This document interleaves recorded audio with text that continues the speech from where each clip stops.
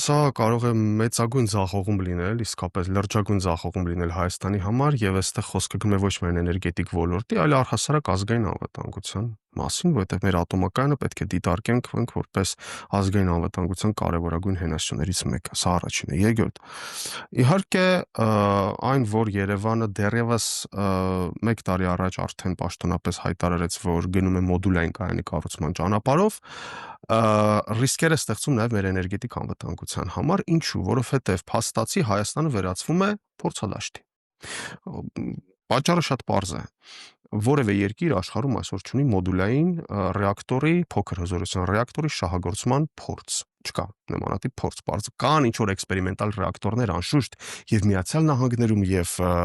ուրեմն Ռուսաստանում, հատկապես Չինաստանում,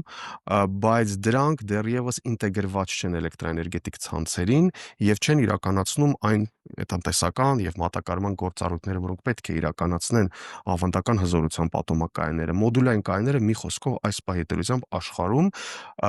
կրում են բացառապես փորձարարական էքսպերիմենտալ բնույթ։ Եվ երբ Հայաստանը հայտարարում է, որ մենք գնում ենք այս ճանապարհով,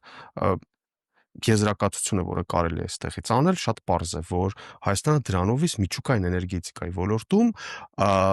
սկսում է դիտարկվել որպես որոշ արտաքին դերակատարների համար, խոսքը այստեղ կարող է գնալ նախ եւ առաջ Ամերիկայի Միացյալ Նահանգների մասին, որոնք տարիներ շարունակ Հայաստանում առաջ են մղել այս նախագիծը, դիտարկվել որպես պարզապես փորձադաշտ։